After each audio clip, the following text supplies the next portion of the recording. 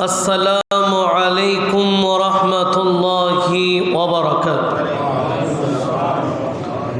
প্রশংসা আদায় করছি মহান রব্বুল আলামিনের মহান দরবারে, যে মহান রব্বুল আলামিন আজকের এই মহিমান্বিত পবিত্রতম জুমার দিনে জুমার নামাজ আদায় করার জন্য আল্লাহর ঘর কাবাতুল মুশাররফার ঐতিহ্যবাহী অংশ অত্র হাজী ঠান্ডা মিয়া সওদাগর জামে মসজিদে জুমার খুতবা পূর্বক এ অগ্রিম আলোচনায় যে রব্বুল আলামিন আমাদেরকে আসার বসার কোরআন ও হাদিসের আলোকে কিছু শোনার এবং সেই মোতাবেক আমল করার সুযোগ দিয়েছেন, দিবেন সেই প্রত্যাশায় সর্বপ্রথম মহান রবের দরবারে শুকরিয়া আদায় করে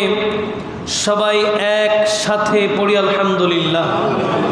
আর একটু উঁচু আওয়াজে পড়ি লক্ষ কোটি দুরুদ আর সালাম জানাই তাজে দারে নবুয়ত শমএ রিসালাত মাআদনে হিদায়ত নূরে মুজস্সম নূরিল ওয়ারাম শমসিদ্দুহা বদরিদ্দুজা সদরিল উলা নূরিল হুদা কাহফিল ওয়ারা আকা মুহাম্মদুর রাসূলুল্লাহ সাল্লাল্লাহু তাআলা আলাইহি ওয়াসাল্লামের কুদুমে আকদাসে অসংখ্যবার দুরুদ আর সালামের হাদিয়া পেশ করার পাশাপাশি লা ইলাহা ইল্লাল্লাহর দরবারে আরও একটিবার শুকরিয়া আদায় করতে চাই যে রব্বুল আলামিন এমন প্রিয় নবী রহমাতুল লিল আলামিনের উম্মত বানিয়ে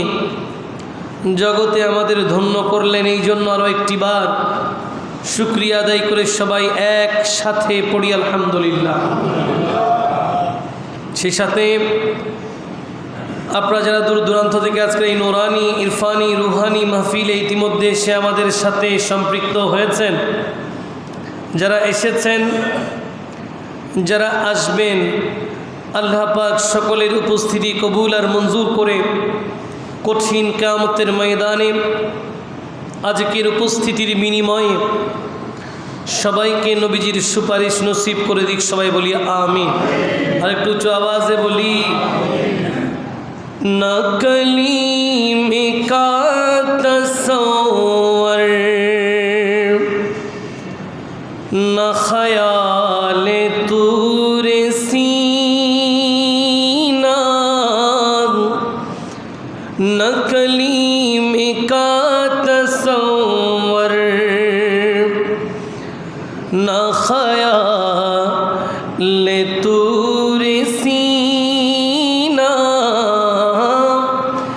मेरे आरज़ू मुहम्मदी मेरे जुस्तजू मदीना मेरे आरज़ू मुहम्मदी मेरे जुस्तजू मदीना नकली मिका तसव्वुर। সবাই বলি মারহাবা। একজন ইমানদারের জীবনে সবচেয়ে বড় চাওয়া নবীজির সাথে তার যেন সম্পর্কটা হয়ে যায়, নবীর সাথে সম্পর্কটা যেন কি হয়, ভালো হয়ে যায়। কারণ নবীর সাথে সম্পর্ক যদি আল্লাহর বান্দার ভালো থাকে সে ইমানদার হয়। এই জন্য বলছে মেরি আরজু মোহাম্মদ মেরে জুস্তজু মদিনা। আমি আছি বাংলাদেশে কিন্তু আমার মন পড়ে আছে মদিনায়। আমাদের কি এরকম হয় কি না?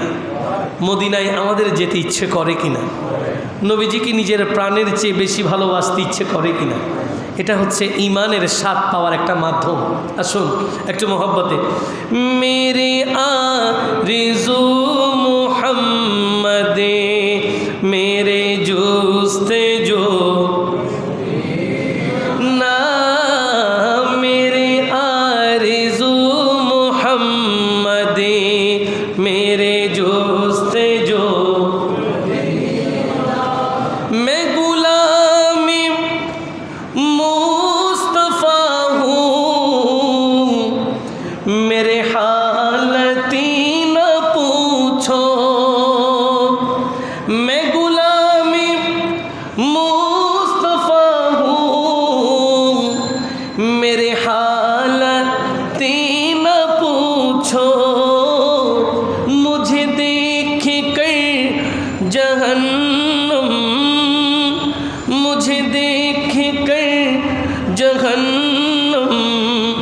को भी आ गया पसीना,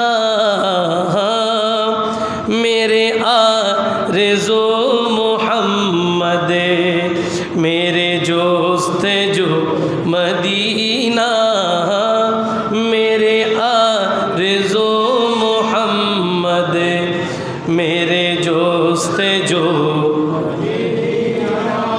मैं गुलामी मुस्तफ़ा हूँ, मेरी अज़ीमती ना पूछो, मेरा दिल बना गे काबा, मेरा दिल बना गे काबा, मेरा जिगर मदीना, मेरे आरज़ो मोहम्मद, मेरे जोस्तजो मदीना, मेरे आरज़ो मोहम्मद, मेरे जोस्तजो। हाँ न कलीम का तसव्वुर, न ख़याल तो रसीना, मेरे आरज़ो मोहम्मद, मेरे जोस्तजो मदीना। সবাই উচ্চ আওয়াজে বলি মারহাবা, আরো একটি বার বলি মারহাবা। এবার বলি সুবহানাল্লাহ, আলহামদুলিল্লাহ, আল্লাহু আকবার, সুবহানাল্লাহ, আলহামদুলিল্লাহ, আল্লাহু আকবার, সুবহানাল্লাহ, আলহামদুলিল্লাহ, আল্লাহু আকবার। পবিত্র আরবি হিজরি মাসের ষষ্ঠ মাস জুমাদা সানি শরীফের প্রথম জুমা আমাদের মাঝে সমাগত। এটা রব্বুল আলমিনের কৃপা, দয়া, মায়া, মেহেরবানি যে রব্বুল আলমিন গত জুমার পর থেকে আজকের এই জুমা পর্যন্ত আমাদের ভালো রাখলেন। তা না হলে এমন অনেকেই আছেন যারা গত জুমাই ছিলেন, আজকের এই জুমাই। আমরা যারা আজকের এই জুমাই আছি, আগামী জুমা পর্যন্ত থাকব তার কোনো নিশ্চয়তা। এই জন্য সময় থাকতে সময়টাকে আল্লাহ এবং তার প্রিয় রসুলের প্রেমে আল্লাহ আমাদেরকে সাজানোর তৌফিক দান করুক। সবাই বলি আর একটু উচ্চ আওয়াজে। দীর্ঘ 7 পর্ব আলোচনার পরে আজকের এই জুমায় আপনাদেরকে অভিনন্দন। গত জুমা পর্যন্ত আমরা 7টি সূরা নিয়ে কথা বলার মাধ্যমে পবিত্র কোরআন আল করিমের 30তম পারা তথা আমপারা সূরাসমূহের সহজ সরল অনুবাদ খুতবার মাধ্যমে মহান আল্লাহর দয়ায়, নবীজির ছায়ায় সুসম্পন্ন করার চেষ্টা করেছি। আল্লাহ পাক আমাদের এই খেদমতগুলো কবুল করুক। সবাই বলি। এবং কোরআন আল করিমের এই খেদমতের সদকায় আল্লাহ আমাদেরকে ইহকাল এবং পরকালে কল্যাণ দান করুক। সবাই বলি আমিন। যেহেতু 7 পর্বে 7টি সূরা নিয়ে ধারাবাহিক আলোচনায় ছিলাম, আজকের এই প্রথম জুমার মধ্যে আর ধারাবাহিকতায় না গিয়ে সংক্ষিপ্ত আকারে একটি নির্ধারিত বিষয় নিয়ে কথা বলতে চাই, যেটা মানুষের দৈনন্দিন জীবনে বড়ই গুরুত্বপূর্ণ, যেটা ছাড়া মানুষ অসহায়, যেটা না থাকলে মানুষের সব থাকার পরেও মানুষ গরিব থাকে, আর যেটা থাকলে মানুষের কাছে কিছু না থাকলেও ধনী থাকে। এরকম একটা বিষয় আজকে ঠিক করলাম। আজকের জুমার আলোচ্য সূচি হচ্ছে শুকর, কৃতজ্ঞতা। জোরে বলেন সুবহানাল্লাহ। কোরআনুল কারীমে অসংখ্য আয়াত আছে শুকরিয়া নিয়ে, শুকর নিয়ে, কৃতজ্ঞতা নিয়ে অসংখ্য আয়াত আছে। আমি আজকের গোটা আলোচনাটাও কোরআনুল কারীমের আলোকেই সাজিয়েছি। খুব বেশি কাহিনী নির্ভর এই আলোচনা নয়, এটা কোরআন তিলাওয়াতের অর্থ করতে করতেই আমরা শুকরিয়ার গুরুত্বটা বোঝার চেষ্টা করব। যেমনটা প্রথমেই বলছিলাম, যেটা থাকলে মানুষের কাছে কিছু না থাকলেও মানুষ ধনী থাকে। এবার আপনি শূন্য স্থানের মধ্যে কৃতজ্ঞতা বসিয়ে দেন, শুকরিয়া বসিয়ে দেন। একজন গরিব দুস্থ মানুষ চালায় রিক্সা, সামান্য উপার্জন, সাথে আছে শুকরিয়া, তার কোনো অভাব নাই। যার অভাব নাই সে কি ধনী না গরিব? তাহলে আমার কথাটা কি ঠিক আছে? এবার আসেন, একজনের কোটি কোটি টাকা, কিন্তু এরপরও শুকরিয়া নাই, কৃতজ্ঞতা নাই। এটা আছে, ওটা আছে, সেটা আছে না ভেবে, এটা নাই, ওটা নাই, সেটা নাই, এটা দরকার, ওটা দরকার, সেটা দরকার। এই আলোচনায় যখন বান্দা জীবন সাজায়, শুকরিয়া না থাকার কারণে সব থাকার পরেও সে গরিব, সব থাকার পরেও। তাহলে আজকের আলোচনা শুরু করার আগেই আমরা শিক্ষাটা পেয়ে গেলাম, আমাদের দৈনন্দিন জীবনে যদি সুখী হতে হয় কি লাগবে? একটু সবাই একসাথে তাহলে আলোচনা করি নেই, আলোচনার দরকারও নাই। মানুষের কাছে এটার এহসাস পৌঁছে গেছে, মানুষ এখান থেকে শিক্ষা নিয়েছেন। এটা মানুষের জানা কথা, যেটা কোরআন ও হাদিস দিয়ে দলিল দেওয়ার দরকার নাই।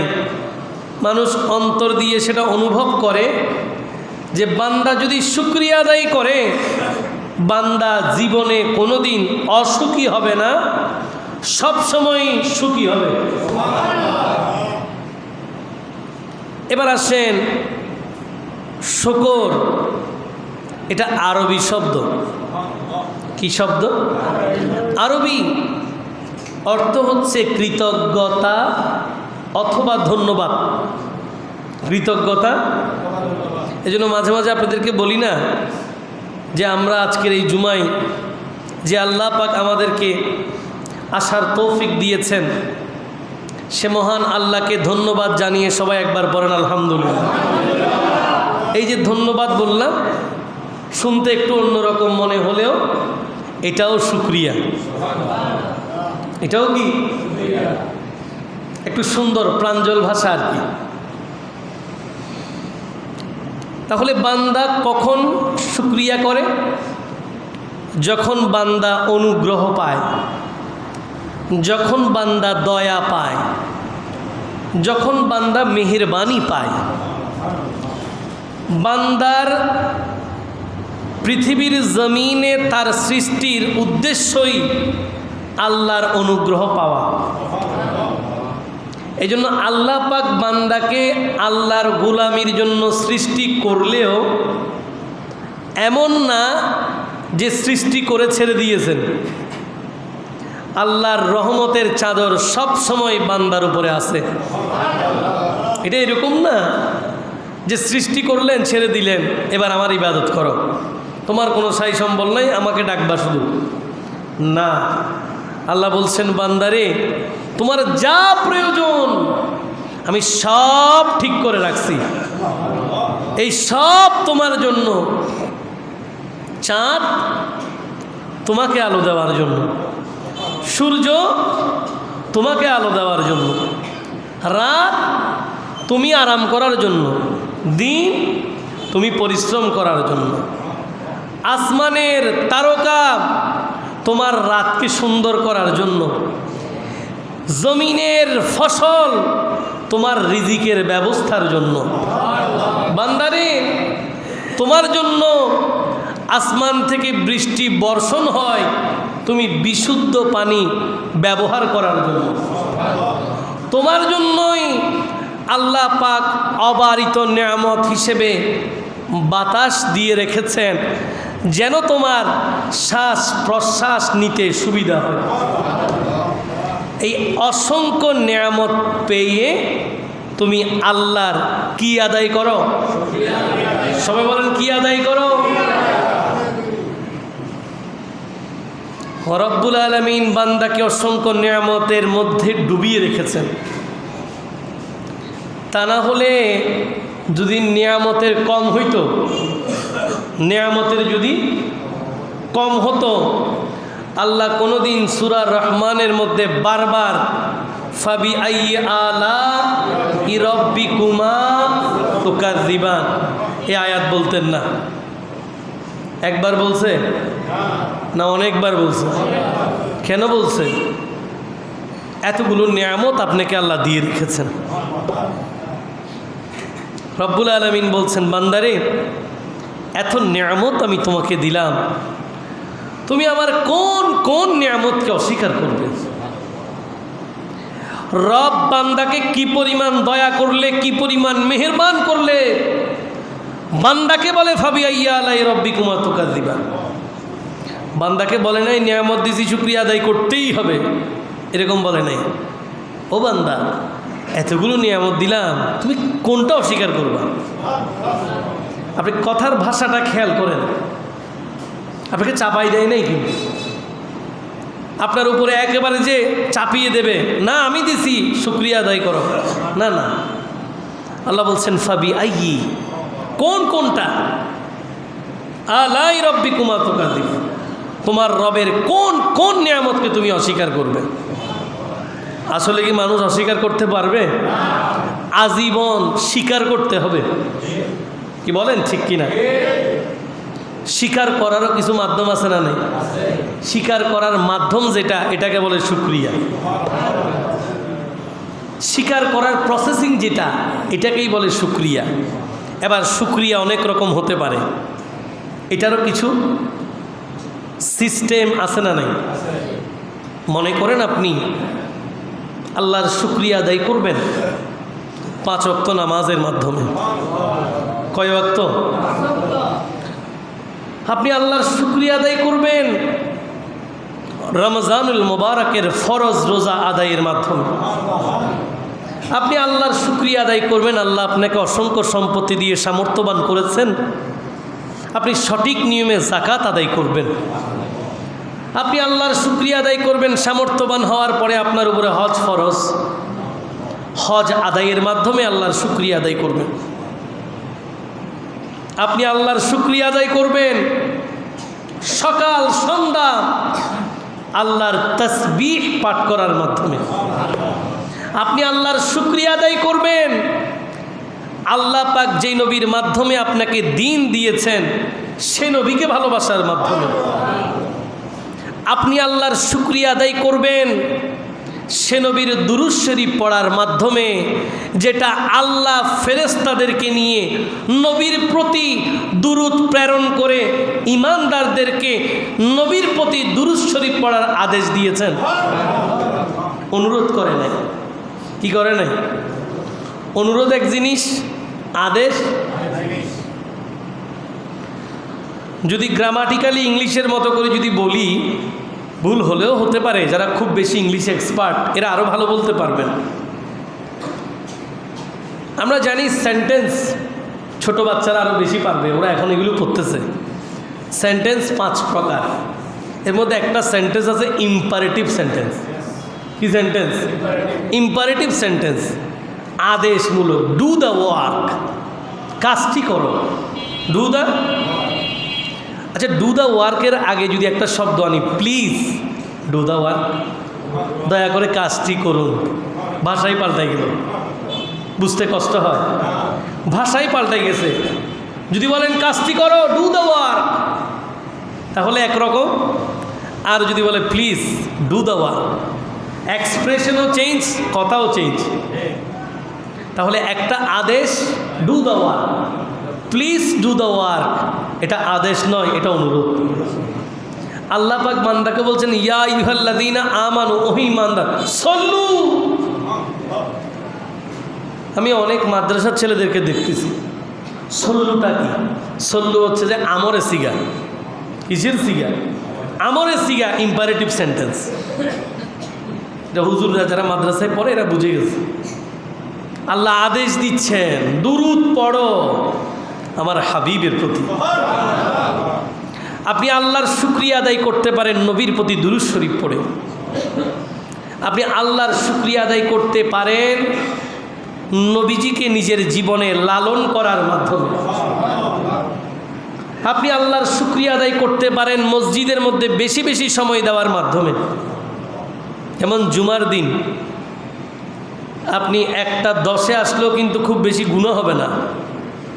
কি হবে না? গুনাহ হবে। কিন্তু যারা মসজিদে 12টায় এসে গেছে এদের কি খুব বেশি সওয়াব হবে না?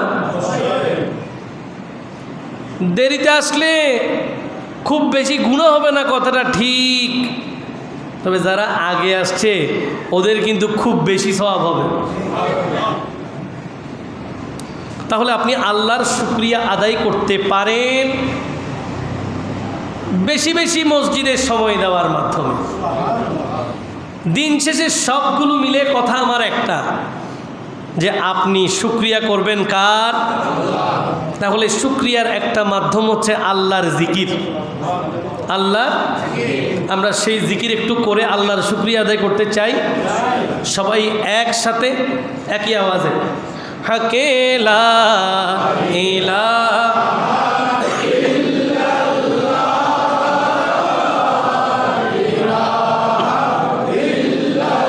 ইল্লাল্লাহু লা ইলাহা ইল্লাল্লাহ লা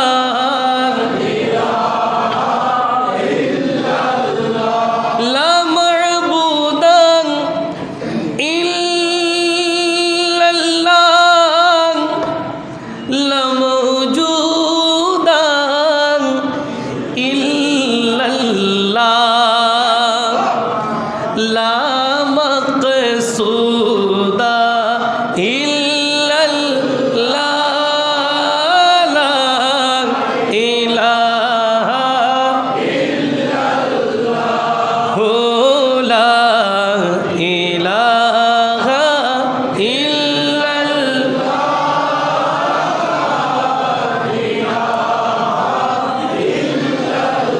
ইল্লাল্লাহু লা ইলাহা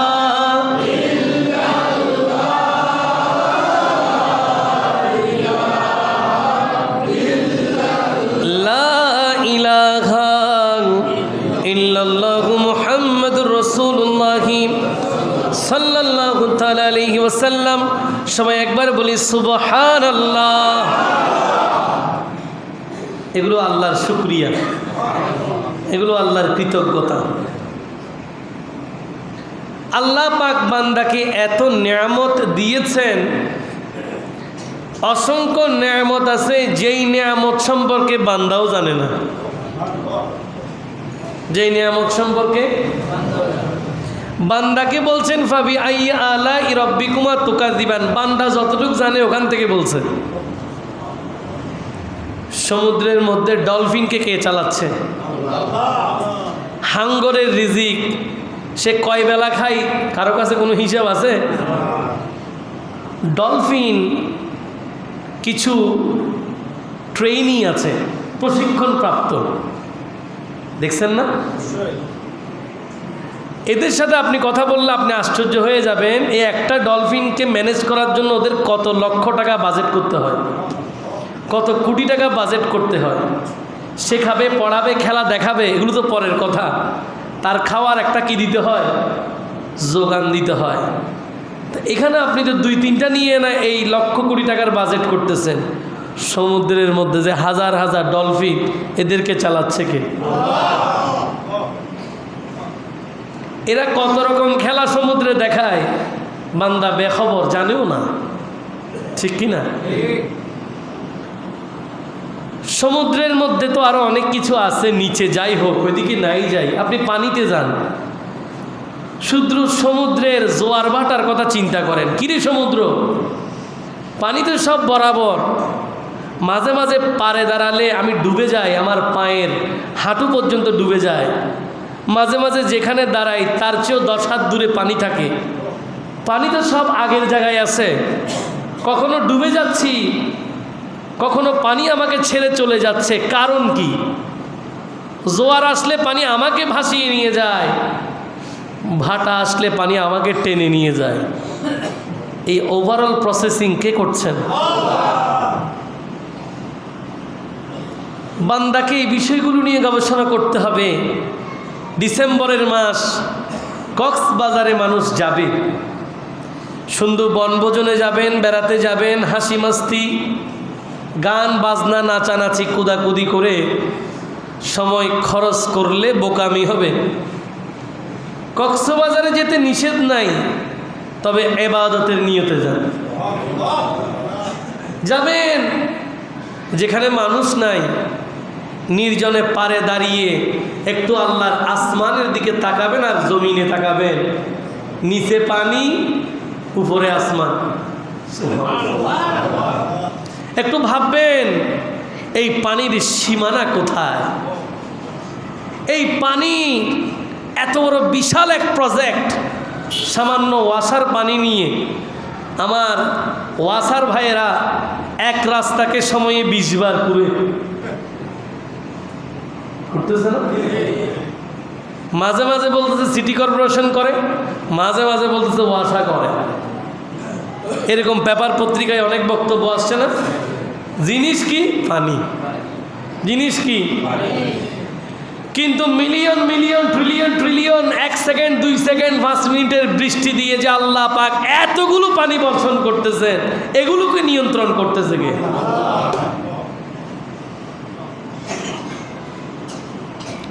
এই জন্য কক্সবাজার সমুদ্রে গেলেও চিন্তা করবেন, যেটা আল্লাহ কোরআনে বলেছেন, সিরু ফিল আরদ, তোমরা জমিনে ভ্রমণ করো। কেন? যেন আল্লাহর এই কুল কায়নাত নিয়ে তোমরা ভাবতে পারো। বান্দরবনে গেছেন, কিছু বানর দেখছেন, এবার বানরকে নিয়ে একটু গবেষণা করবেন। কিরে, বানর তো প্রায় খাসিয়ত মানুষের মতো, প্রায় খাসিয়ত কি মানুষের মতো, এরাও মানুষের টেন্ডেন্সি বুঝে। আপনি তাকে কলা দিতে চাচ্ছেন কি চাচ্ছেন না, এটার উপরে ওর একটা সেন্স কাজ করে। এই জন্য মাঝে মাঝে কেউ দুষ্টামি করলে সুযোগ পেলে তাকে খামছে দেয়। এই সেন্স তাকে দিয়েছে কে? এত বড় বিশাল হাতি মাঝে মাঝে মানুষের ঘর বাড়ি ভেঙে চুরমার করে দেয়, দেয় না? 1-2টা এই অবস্থা করলে মানুষের অবস্থা খারাপ হয়ে যায়। আবার মাঝে মাঝে দেখা যায় বিশাল হাতির উপরে একটা ছোট্ট বালক গোটা শহরে হাতিকে নিয়ে ঘুরতেছে। এটা নিয়ে ভাবেন, এগুলো নিয়ে গবেষণা করবেন। তাহলে আপনি যেদিকেই তাকাবেন ওই দিকেই আপনি আপনার রবকে খুঁজে পাবেন। আপনি আল্লাহর কোন কোন নিয়ামতকে অস্বীকার করবেন? এমন একটা জুমার সময়, যে সময় অনেক মানুষরা এখনো চায়ের দোকানে আড্ডা মারতেছে, অনেক চা দোকানদার এখনো দোকান বন্ধ করে নাই, অনেক হোটেল ব্যবসায়ী ইতিমধ্যে ভাত বিক্রি করা শুরু করে দিয়েছে। কেউ খাচ্ছে, কেউ খাওয়াচ্ছে, কেউ টাকা গুনতেছে। কিন্তু আল্লাহর দরবারে শুকরিয়া, রব্বুল আলামিন জুমার দিনে আপনাকে কোরআন ও হাদিসের আলোচনায় আল্লাহর রহমতের ঘরে আপনাকে বসিয়ে রাখছে। একবার উঁচু আওয়াজে বলেন আলহামদুলিল্লাহ। এটা আল্লাহর মেহেরবানি। আল্লাহ না চাইলে জীবনে কোনোদিন মসজিদে ঢুকতে পারবেন না। আল্লাহ না চাইলে খতিব সাহেব ওয়াজ করতে করতে গলা ফাটাই ফেললেও মানুষ মসজিদে আগে আসবে না। কেন? বান্দা মনে করতেছে বান্দা আসতেছে না, আসলে আল্লাহ চাই না সে আসুক। কেন? কারণ যার অন্তর মসজিদের দিকে পড়ে থাকে সে আল্লাহর দরবারে দোয়া করেন, আল্লাহ জুমার দিন কোনো কাজ রাখিও না, একটু যেন টাইম মতো মসজিদে পৌঁছাইতে পারি। বান্দা যখন একবার ফাইল সাবমিট করে আল্লাহ সাথে সাথে কবুল করে। আমার বান্দা তো আমার দিকে আসতে চায়। ওই যে হাদিসটা আপনাদের মনে আছে, বান্দা যদি আল্লাহর দিকে হেঁটে হেঁটে যায় আল্লাহ বান্দার দিকে কুদরতিভাবে দৌড়ে আসে।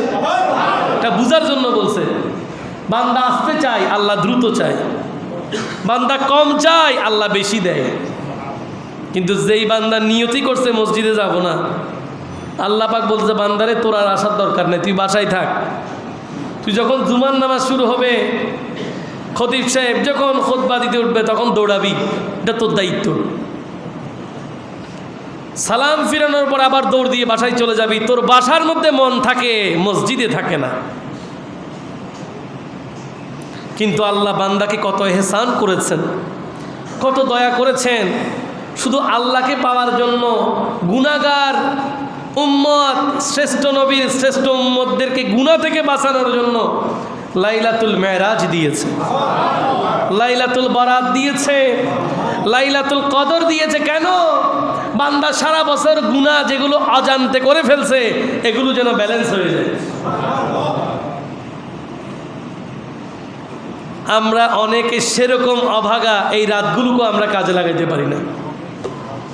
অনেক মসজিদের হুজুররাই লাইলাতুল মেরাজে তালা মারি দেয়, নাই কিছু কিছু কি নাই।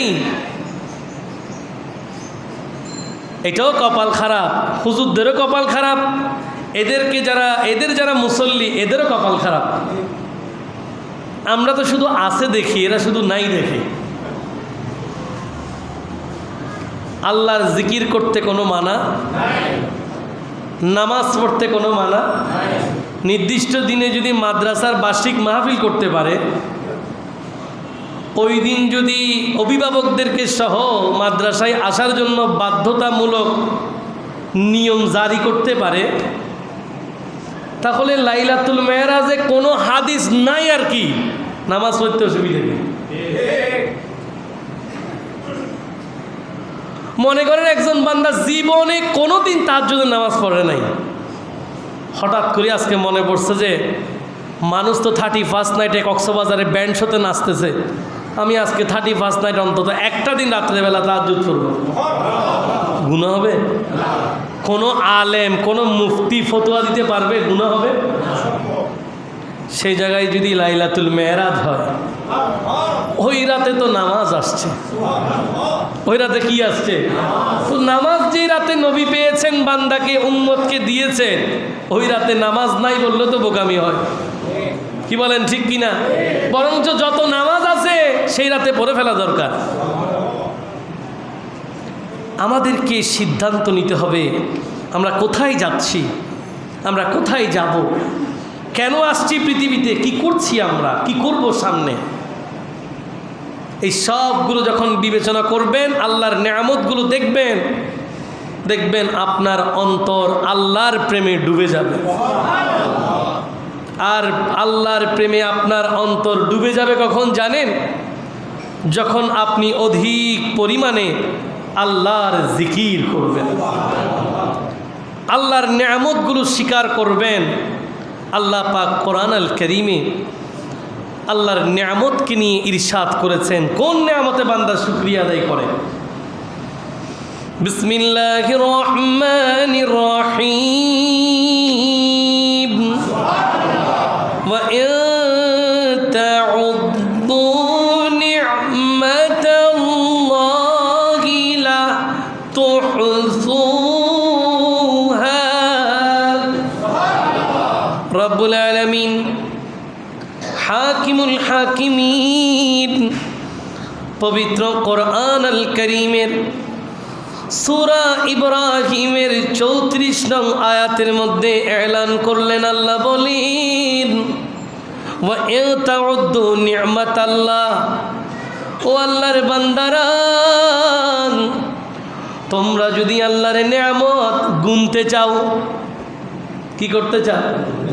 যদি গুনতে চাও, গণনা করতে চাও, আল্লাহ বলেন লা তুহসুহা, কোনোদিন আল্লাহর নিয়ামত পৃথিবীর সকল ক্যালকুলেটর এক জায়গায় আনলেও তোমরা আল্লাহর নিয়ামত গণনা করে শেষ করতে পারবে না। আর জোরে বলেন না সুবহান। এটা আল্লাহ পাকের মনে করেন একটা চ্যালেঞ্জ বান্দাদের প্রতি। আরে নিয়ামতের শুকরিয়া আদায় করো, নিয়ামত গুনে লাভ নাই, গুনে শেষ করতে পারবা। এই জন্য রব্বুল আলামিন বান্দার জন্য সিম্পল একটা ফর্মুলা দিয়েছেন, সহজ একটা হিসাব। আল্লাহ পাক বললেন বিসমিল্লাহির রহমানির রহিম ফাযকুরুনি আযকুরকুম ওয়াশকুরুলি ওয়ালা তাকফুরুন। রব্বুল আলামিন হাকিমুল হাকিমিন পবিত্র কোরআন আল কারীমের সূরা বাকারার 152তম আয়াতের মধ্যে আল্লাহর নিয়ামতের শুকরিয়া বান্দা করার জন্য সিম্পল একটা ফর্মুলা দিলেন। সোজা কথা, ফাযকুরুনি আযকুরুকুম, বান্দা তোমরা আমাকে স্মরণ করো, তোমরা আমার জিকির করো, আযকুরুকুম, আমিও তোমাদেরকে স্মরণ করব। বান্দা তুমি আমার জিকির করো, আমি তোমার জিকির করব। শিরিক হবে? বলেন শিরিক হবে? দেখেন ওলামায়ে কেরাম, আমি দেখছি আমাদের সৌভাগ্য যে আমাদের মসজিদে জুমাতে অনেক আলেমরা জুমা পড়েন, এটা আমাদের জন্য সুবিধা। মাঝে মাঝে মানুষ সেম ওয়ার্ড হইলে অনেক আলেমরা বলে শিরিক হয়। কি হয় বলে ফেলে, তো এটা খেয়াল করিয়ে। যেমন একবার একজন বললো না, এটা তো জানেন আপনারা যে আল্লাহ এবং মোহাম্মদ এক লাইনে যেন বলছে, তো ওই জায়গা থেকে একটা কথা বলতেছি, মনোযোগ। আল্লাহর সামনে যেই শব্দ ব্যবহার হয় এটা বান্দার জন্য প্রযোজ্য নয়, ঠিক না? কিন্তু আপনাকে বুঝতে হবে কিছু জ্ঞান আছে যেগুলো সুপ্রিম। একজন ট্যালেন্ট আর একজন সুপ্রিম ট্যালেন্ট, দুইজন কি এক? একটা প্রিন্সিপাল, একটা ভাইস প্রিন্সিপাল, দুজন কি এক? পদবী বেশ কম আছে, একাডেমিক এক্সিলেন্সও বেশ কম আছে না? নাই। জুমার মুসল্লি আর 5 ওয়াক্ত নামাজে যিনি বারবার আসেন সে আর একই এক? পার্থক্য আছে না? সব জায়গায় হেদায়েতের ছোঁয়া দিচ্ছে আপনাদেরকে, প্রত্যেকটা জায়গায় একটা একটা মেসেজ দিয়ে রাখলাম যেন বুঝতে পারেন। দেখেন সেম ওয়ার্ড হইলে যে শিরিক হয় না, এটার একটা বক্তব্য এটা, ফাযকুরুনি আযকুরুকুম, দোনোটার মূল শব্দ হচ্ছে জিকির। সুবহানাল্লাহ। যাকারা ইয়াসকুরু, যারা মাদ্রাসায় পড়েন তারা জানেন যাকারা স্মরণ করা, ওখান থেকে জিকির, ওখান থেকে কি আল্লাহ বলছেন ফাযকুরুনি, তোমরা আমার জিকির করো, আযকুরুকুম, আমি তোমাদের জিকির করব। তো বান্দায় না আল্লাহকে ডাকবে, আল্লাহ কি বান্দা বান্দা করে জিকির করবে? এখানেই বুঝার বিষয়, এখানেই আপনার জ্ঞান খরচ করতে হবে যে না, সব জিকির এক নয়। বান্দা যেটা আল্লাহর জিকির করছে ওটা একরকম জিকির, আর আল্লাহ বান্দাকে যেভাবে স্মরণ করবে বলছেন এটা আরেক রকম জিকির। যেভাবে কোরআন আল কারীমের মধ্যে রব্বুল আলামিন বলছেন ইন্নাল্লাহা ওয়া মালাইকাতাহু ইউসাল্লুনা আলান নবী, আল্লাহ বলছেন আমি আমার ফেরেশতাদেরকে নিয়ে নবীর প্রতি কি পড়ি? তা আমরা তো দুরূদ আল্লাহুম্মা সাল্লি আলা পড়ি, আল্লাহকে আল্লাহুম্মা সাল্লি আলা পড়ি। এখানে আপনাকে বুঝতে হবে কাজ এক, কিন্তু করার ধরন ভিন্ন। কাজ কি? করার ধরন। আল্লাহ পাক নবীর প্রতি দুরূদ প্রেরণ মানে আল্লাহ নবীর প্রশংসা করেন, এটা আল্লাহর দুরূদ। আর ফেরেশতারা নবীর প্রশংসা আল্লাহর কাছ থেকে শুনে সে নবীর জন্য রহমতের দোয়া করেন, এটা ফেরেশতাদের দুরূদ। আর আমরা যেটা পড়ি এটা আমাদের দুরূদ। তাহলে একটু মহব্বতে আল্লাহুম্মা সাল্লি মাওলানা মুহাম্মাদে ওয়া আলা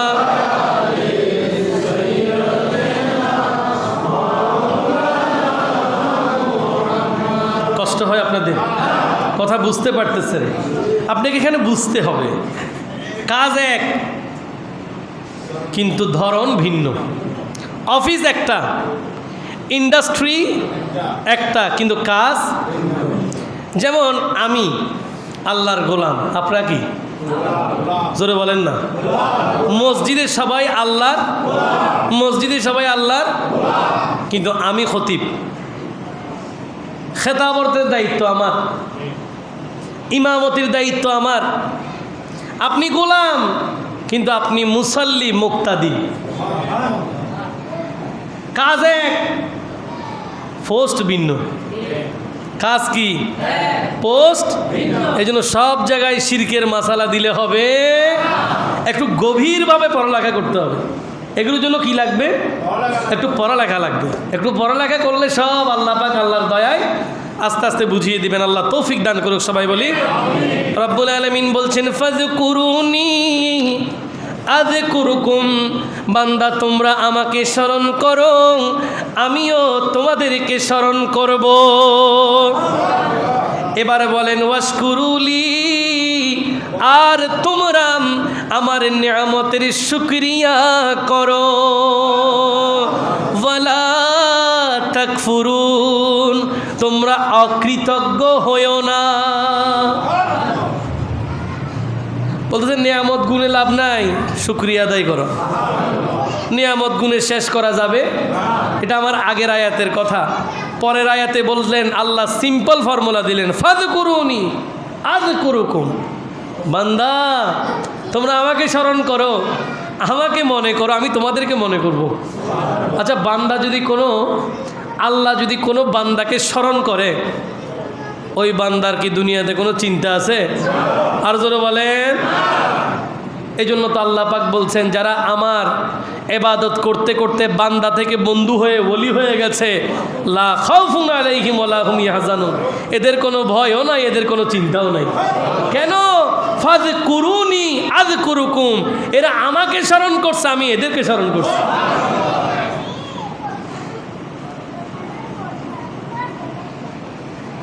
এবার আসেন পরের আয়াত।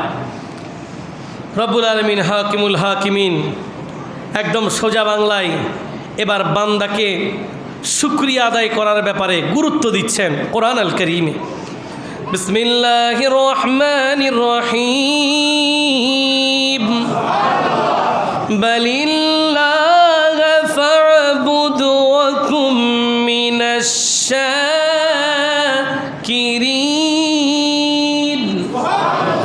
রব্বুল আলামিন হাকিমুল হাকিমিন পবিত্র কোরআন আল কারীমের সূরা জুমারের 66 নং আয়াতের মধ্যে এলান করেন, বান্দা তোমরা আল্লাহর ইবাদত করো। কি করো? ফাবুদ, এটা আদেশ।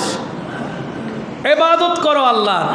ওয়া কুম মিনাশ শাকিরিন, এবং যারা শুকরিয়া আদায় করে তাদের দলে অংশগ্রহণ করো। শুকরিয়া আদায়কারীদের সাথে থাকো। ওয়া কুম মিনাশ শাকিরিন, তোমরা শুকরিয়া আদায়কারীদের মধ্যে হয়ে যাও। আল্লাহর ইবাদত করবে আর কি করবে? সবাই একটু বলেন কি করবে? এবার হুজুর অনেকক্ষণ তো শুকরিয়ার কথা বললেন, তো শুকরিয়া করলে কি হবে? আল্লাহর নেয়ামতের কথা স্মরণ করে আল্লাহকে ধন্যবাদ দিলাম, আল্লাহর শুকরিয়া আদায় করছি। হুজুর শুকরিয়া আদায় করলে আমাদের কি লাভ?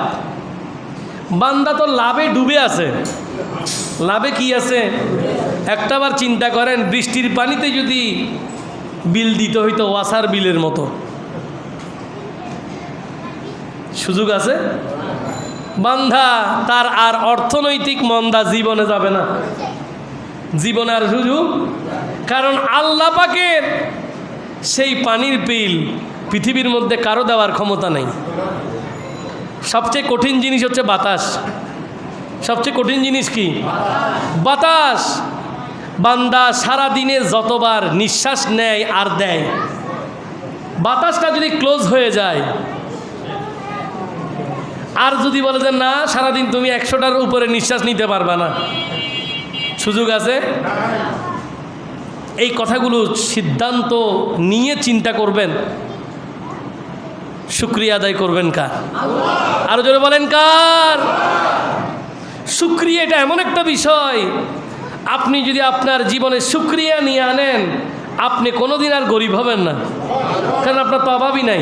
আপনার কি নাই? আপনি রিক্সাওয়ালা হতে পারেন, কিন্তু আল্লাহর দরবারে যখন শুকরিয়া আদায় করবেন, আল্লাহ আজকে 200 টাকা পাইছি, শুকরিয়া, আপনার খুশি, আপনি যা দিয়েছেন আলহামদুলিল্লাহ। আল্লাহ পাকের দরবারে যখন তৃপ্তির সাথে শুকরিয়া আদায় করবেন, পরের দিন 200 টাকাটা 1000 হইতে সময় লাগবে না। কিন্তু ওই 1000 পেয়েও আল্লাহর দরবারে শুকরিয়া আদায় করতে হবে। কি করতে হবে? আল্লাহ আজকে আপনি 1000 দিছেন, আমি শুকরিয়া আদায় করছি, আগামীকাল না দিলেও কোনো অসুবিধা নাই। আল্লাহ তুমি তোমার রহমতের ছায়ায় আমাকে কবুল করো। দেখবেন আপনার আর জীবনে অশান্তি বলতে। তাহলে এত শুকরিয়া আদায় করলে কি লাভ? এবার আল্লাহ পাক বলছেন কোরআন আল কারীমে, বিসমিল্লাহির রহমানির রহিম, লা ইন শাকারতুম লা আযীদান্নাকুম ওয়া লা ইন কাফারতুম ইন্না আযাবি লাশাদীদ। রব্বুল আলামিন হাকিমুল হাকিমিন পবিত্র কোরআন আল কারীমের সূরা ইব্রাহিমের 7 নম্বর আয়াতের মধ্যে এলান করেন, আল্লাহ বলেন লা ইন শাকারতুম, বান্দা তোমরা যদি আল্লাহর নিয়ামতের শুকরিয়া আদায় করো, আল্লাহর কৃতজ্ঞতা প্রকাশ করো, আল্লাহর অনুগ্রহ পেয়ে আল্লাহকে যদি ধন্যবাদ দাও, লা আযীদান্নাকুম, আল্লাহ বলেন আমি নিয়ামত আরো বাড়িয়ে দেব। কি দিবে? কি বাড়িয়ে দেবে? কিসের জন্য বাড়িয়ে দেবে? বান্দা যা আছে ওটার প্রতি আলহামদুলিল্লাহ বলো, আরো বাড়াই দেবে। কেন? আপনার তো টেনশন নাই, যিনি আপনাকে দেবেন তার অভাব নাই,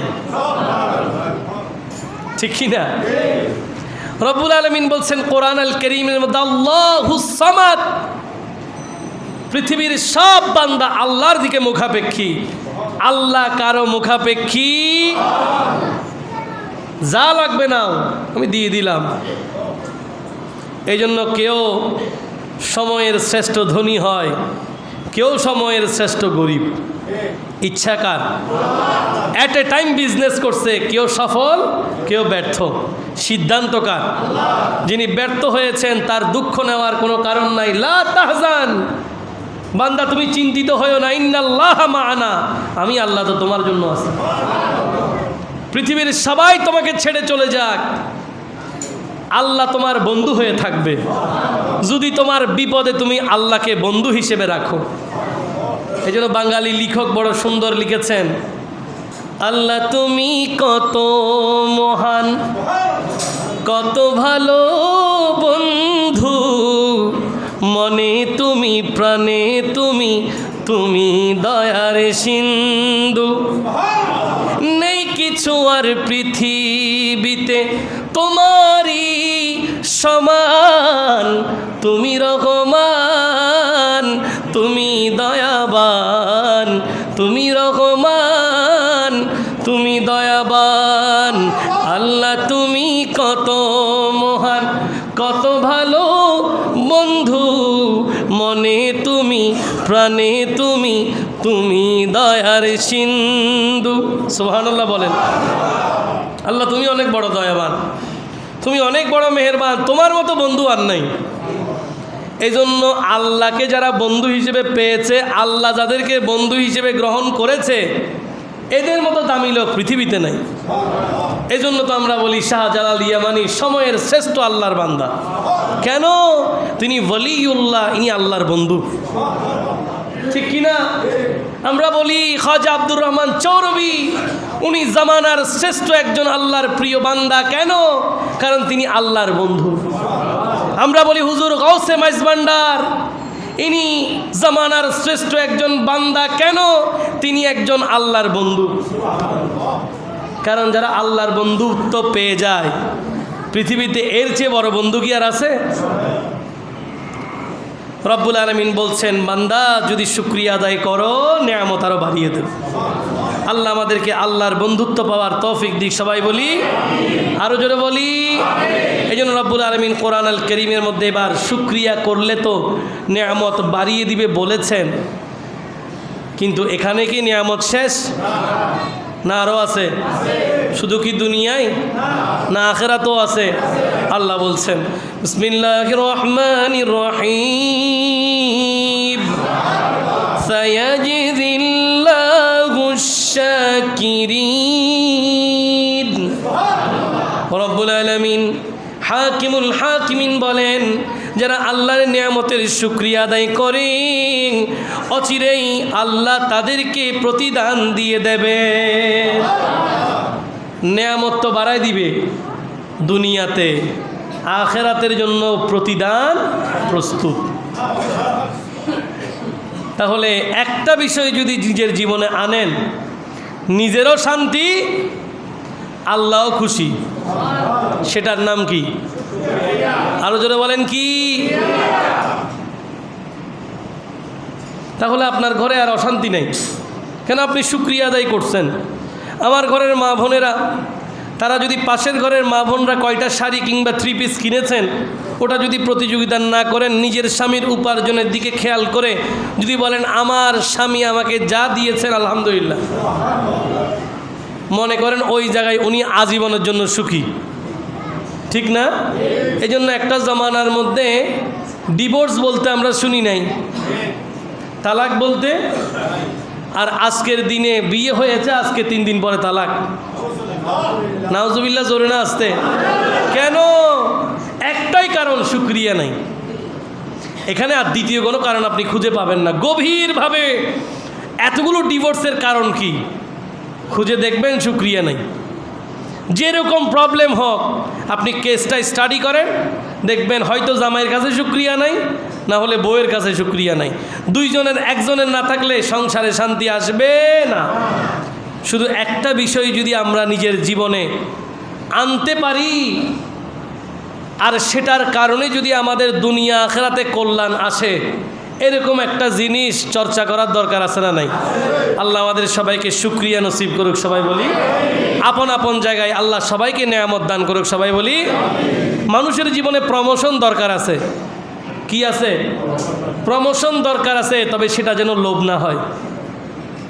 প্রমোশন যদি লোভে পরিণত হয় তাহলে বিপদ, ঠিক কি না? কেন? কারণ লোভ তো মানুষকে ধ্বংস করে দেয়।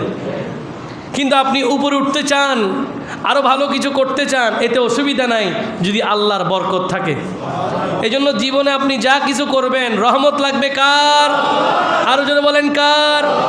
এই জন্য রসুল আকরাম সাল্লাল্লাহু আলাইহি ওয়াসাল্লাম বলেছেন, আত-তাইমুশ শাকির কাস-সাইমিস সাবির। বলতেছে একজন কৃতজ্ঞতার সাথে আহারকারী, শুকরিয়ার সাথে খাবার খানেওয়ালা, একজন ধৈর্যশীল রোজাদারের সমান। সুবহানাল্লাহ জোরে বলবেন না? ব্যাখ্যা আমি করতেছি। মানে কি? মানে হচ্ছে একজন লোক তিনি খাবার খাইতেছে কিন্তু শুকরিয়া আছে সাথে। কি আছে? শুকরিয়া আছে সাথে। নবী বলেন ধৈর্যশীল রোজাদারের যেই সওয়াব, এই ব্যক্তি খাবারের মাধ্যমে শুকরিয়া যেহেতু আছে তারও সেই সওয়াব। অনেকে বিয়েতে গেলে সব খাওয়ার পরে বলে যে এটা ঠিক নাই, ওইটা ঠিক নাই, এটা ঠিক নেই। আছে না নাই? একটু নলাজল হইলেও ভালো, নলাজল হইলে কি ভালো। আবার বলে যে গরু খাবো না, মুরগি নিয়ে আসো। গরু খাবো না, কি নিয়ে আসো? কেন একটা দিন গরু না খাইলে কি অসুবিধা হবে? পাল্টায় আনার কি দরকার? তা মাফ করে দেন। কি করে দেন?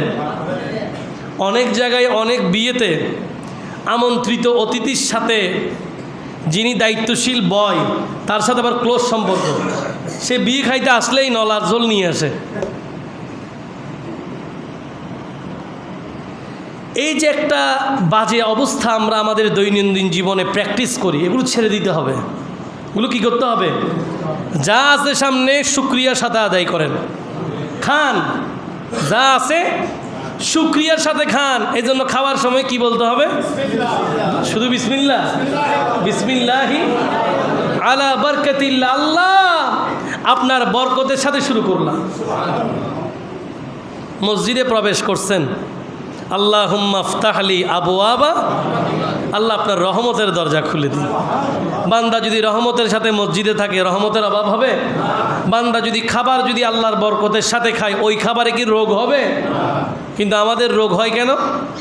কারণ আমরা খাওয়ার সময় তো আল্লাহর নামই নিই না। খাবার সময় কি আল্লাহর নাম? অনেকে আবার খাওয়ার সময় বলে বিসমিল্লাহ। শুধু বিসমিল্লাহ বলাটা অনুচিত।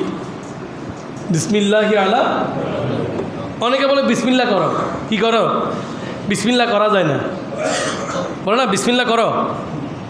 বিসমিল্লাহ কি করা যায় না? বিসমিল্লাহ করা যায় না। বিসমিল্লাহ মানে হচ্ছে আল্লাহর নামে শুরু। তা আল্লাহর নামে শুরু করো কি আবার? আপনি বলবেন শুরু করি। কি বলবেন? আমরা শুরু করছি বা আল্লাহর নামে আমরা শুরু। এরপরে এগুলো প্র্যাকটিসের বিষয়।